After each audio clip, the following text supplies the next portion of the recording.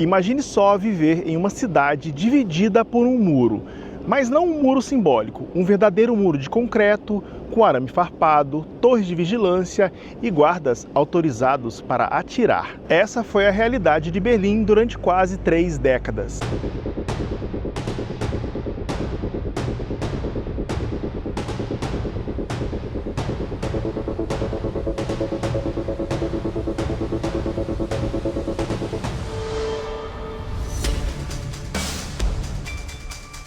O muro que dividia Berlim e também dividia o mundo caiu no dia 9 de novembro de 1989, mas as suas marcas permanecem até hoje, como uma cicatriz viva e ainda aberta aqui em Berlim.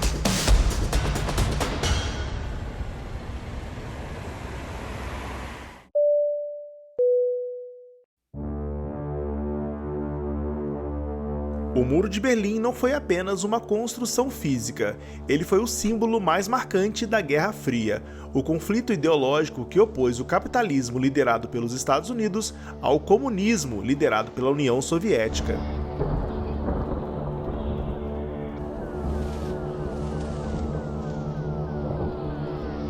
E o mais impressionante, esse muro não dividia 2 países, mas uma cidade e, ao mesmo tempo, o mundo inteiro. Para entender o porquê deste muro, precisamos voltar no tempo, até o final da Segunda Guerra Mundial.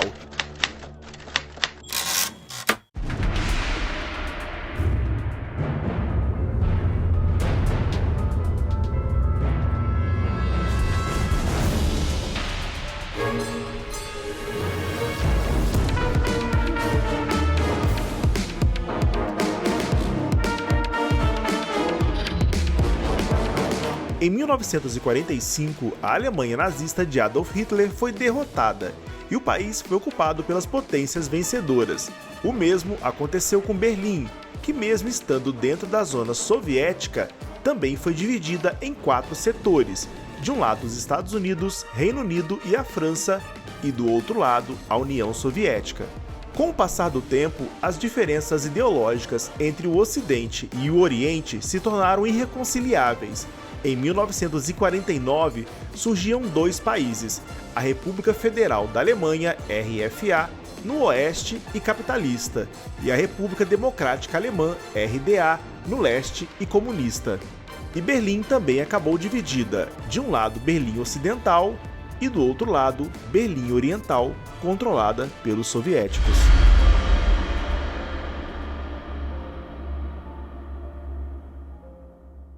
E a diferença na qualidade de vida entre um lado e o outro era gritante, porque enquanto o Oeste vivia o desenvolvimento baseado no Plano Marshall, no lado leste as pessoas passavam fome. Os alemães do lado leste sofriam de forte vigilância, escassez e censura.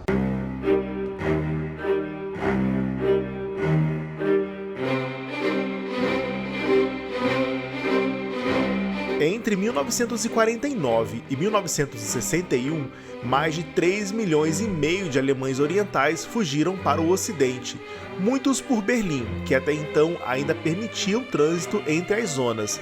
Mas essa evasão em massa ameaçava colapsar a economia e a estabilidade do regime socialista da Alemanha Oriental.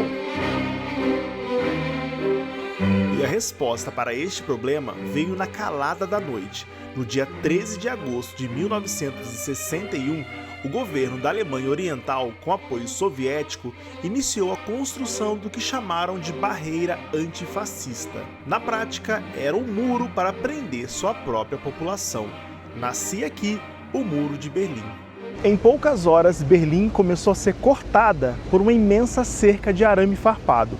Nos dias seguintes, o concreto começou a subir, famílias foram separadas e casas foram divididas ao meio. E o que começou com cercas de arame farpado, logo se transformou em uma fortificação de concreto com 3,6 metros de altura, cercada por fossos, torres de vigilância e sistemas de alarme. E ao longo dos anos, o muro foi sendo aperfeiçoado para que fosse cada vez mais impenetrável. O Muro de Berlim chegou a medir mais de 155 quilômetros, cercando toda Berlim Ocidental. O que pouca gente sabe é que na verdade eram 2 muros, e entre eles era a chamada Zona da Morte. Quem caísse aqui não escapava. Aqui a gente consegue ver mais ou menos como era. Tinha esse muro e o outro muro. E aqui no meio, entre esses 2 muros, tinham cachorros, arame-farpados e torres de vigilância. Quem conseguisse pular e chegar até aqui, eles tinham permissão para atirar, para matar.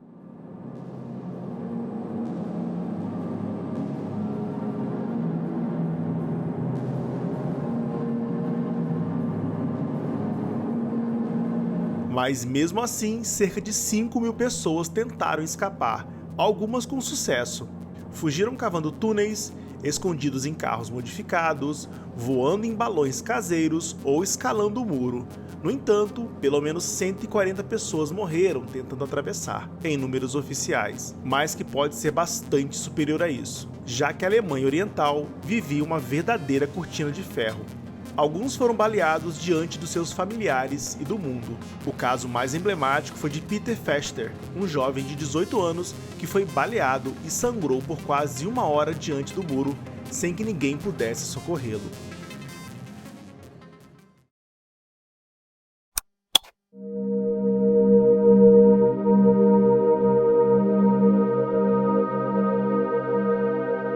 Mas voltando um pouco no tempo, em 1948, antes da construção do muro, o lado oriental já tentava sufocar Berlim Ocidental.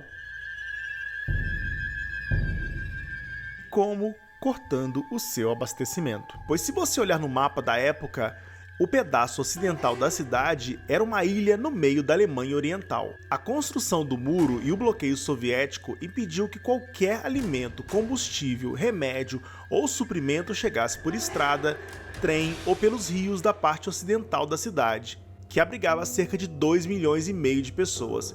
Isso criou uma crise humanitária gigantesca. Para evitar a rendição de Berlim Ocidental aos soviéticos, os Estados Unidos e seus aliados organizaram uma ponte aérea gigantesca, um dos maiores esforços de logística da história até então. Aviões pousavam a cada minuto no aeroporto de Tegel e de Tempelhof, trazendo comida, carvão, leite, remédios, papel e combustível. Os aviões decolavam principalmente das bases da Alemanha Ocidental em Frankfurt e Wiesbaden. Durante os 11 meses de bloqueio, foram realizados mais de 275 mil voos, transportando cerca de 2,3 milhões de toneladas de suprimentos. Diante do fracasso de tomar Berlim Ocidental e do sucesso da ponte aérea, a União Soviética decidiu encerrar o bloqueio.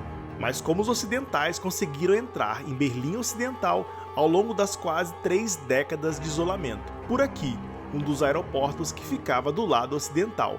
Este é Tempelhof, o antigo aeroporto de Hitler e que foi uma das principais portas de entrada da parte ocidental da cidade. Mas dentro de Berlim era possível atravessar de um lado para o outro de forma legal? Existiam fronteiras? Como funcionava o trânsito entre as duas Alemanhas? E a resposta é sim. Existiam alguns pontos fronteiriços entre as duas Alemanhas. Eram chamados de checkpoints. E esse aqui é o principal deles, Checkpoint Charlie. Inclusive foi aqui que o muro começou a cair. Durante o período do muro, a travessia entre Berlim Oriental e Ocidental era extremamente restrita. A maioria dos cidadãos da RDA não podia sequer se aproximar da barreira. No entanto, alguns pontos específicos permitiam a passagem, mas sob rígido controle militar. Estes eram os checkpoints. Vários, mas basicamente os 3 mais importantes seguiam o alfabeto fonético: A de Alfa, B de Bravo e C de Charlie. Porém, o mais famoso de todos era o Checkpoint Charlie, localizado no coração de Berlim. Essa cabine que vocês estão vendo não é original, tá? A original foi removida logo após a queda do muro. E essa aqui foi colocada depois para fins turísticos mesmo, tá? Mas era aqui a principal fronteira entre as duas Alemanhas, o Checkpoint Charlie. O Checkpoint Charlie era o ponto de controle para estrangeiros, diplomatas e militares que quisessem cruzar de um lado para o outro da cidade. Ficava localizado na Friedrichstraße, no bairro de Mitte. Este ponto se tornou um ícone mundial da Guerra Fria, especialmente após um episódio dramático ocorrido em outubro de 61, depois que um diplomata americano teve a passagem negada por se recusar a apresentar documentos às autoridades da RDA. Os Estados Unidos enviaram tanques de guerra para o Checkpoint Charlie. Em resposta, a União Soviética também posicionou seus tanques do lado oriental. Por 16 horas, o mundo ficou à beira de uma guerra nuclear, com soldados americanos e soviéticos se encarando a menos de 100 metros de distância. A tensão só terminou após um acordo entre as superpotências para recuar os seus veículos. O Checkpoint Charlie também foi cenário de tentativas dramáticas de fuga, algumas bem-sucedidas e outras fatais. Foi aqui que muitas famílias se despediram para nunca mais se ver. E também foi aqui que, em 1989, as barreiras começaram a ruir.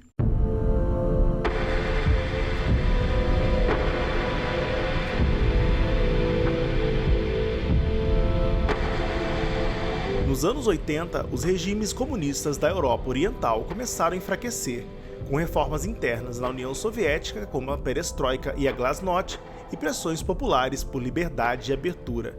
A Alemanha Oriental viu crescer protestos em várias cidades. Durante 28 anos, o muro dividiu a cidade, famílias e o mundo. Em 1989, protestos começaram a se espalhar por toda a Alemanha Oriental. A Hungria abriu suas fronteiras, milhares de alemães fugiram para o Ocidente e o regime comunista começou a ruir.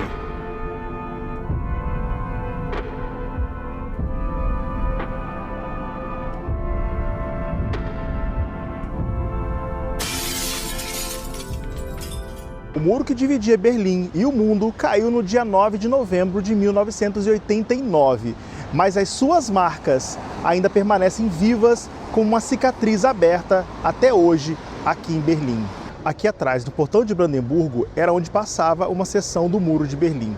De um lado nós tínhamos a Alemanha Oriental e do outro lado a Alemanha Ocidental. Eu era criança e lembro do Pedro Bial ao vivo na Globo noticiando a queda do muro, bem aqui onde eu estou agora, e as pessoas arrancando os pedaços do muro com as próprias mãos. Uma das imagens que eu acho que são mais marcantes do século XX, e a partir de imagens assim que eu me apaixonei por história e desejei pisar em lugares como esse. E era aqui que passava o muro. Hoje em dia tem essa linha de paralelepípedos aqui para marcar onde o muro passava, e essa linha se espalha por toda Berlim. Tá? Em alguns pontos tem essa placa, Muro de Berlim, 1961 a 1989.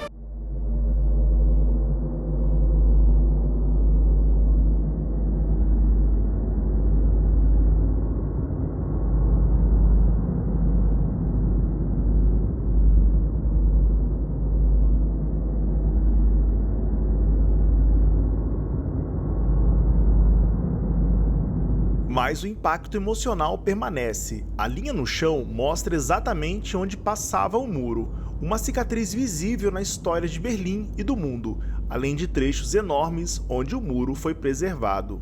Mas agora vamos pegar o metrô e rumar para o lado leste de Berlim para ver uma parte enorme do muro que ainda existe.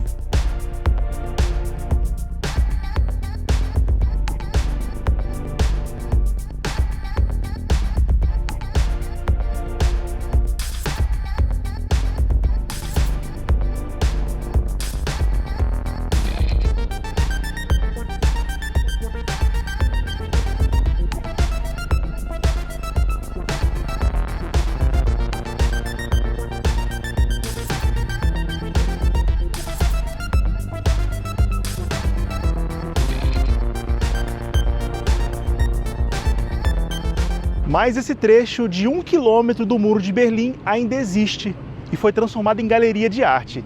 Essa aqui é a East Side Gallery.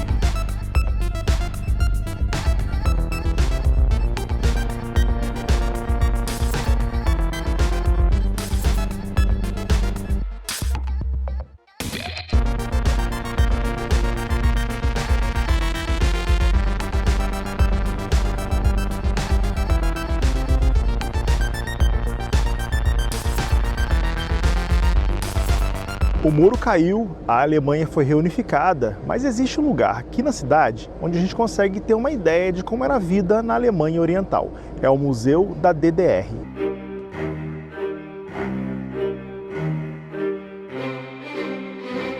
O Museu da DDR é um lugar muito interessante para a gente entender como era a vida na Alemanha Oriental.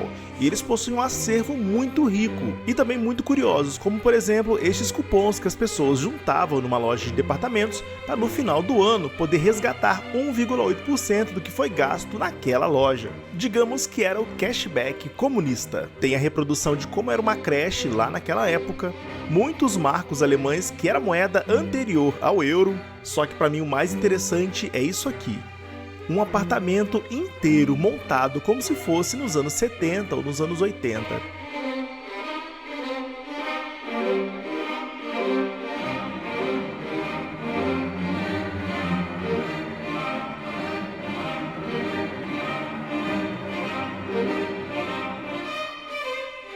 E eles também não deixaram passar o escritório de espionagem.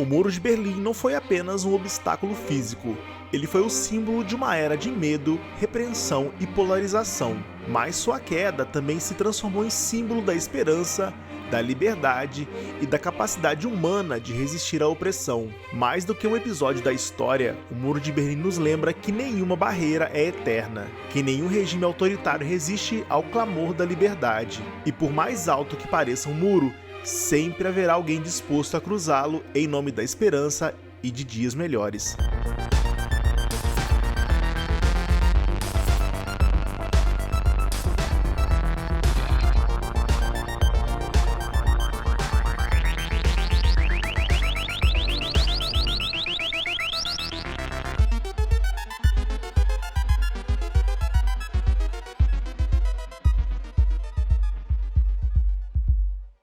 Por isso, eu sempre digo que caminhar por Berlim é caminhar pela história.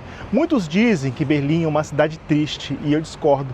Berlim é uma cidade que passou por muitas coisas e precisou se reinventar várias vezes. Um dos maiores símbolos de resiliência dos nossos tempos. E se vocês gostaram do vídeo, deixe seu like, é muito importante pro Voo na Janela. Siga o canal, caso ainda não siga, e até o próximo vídeo.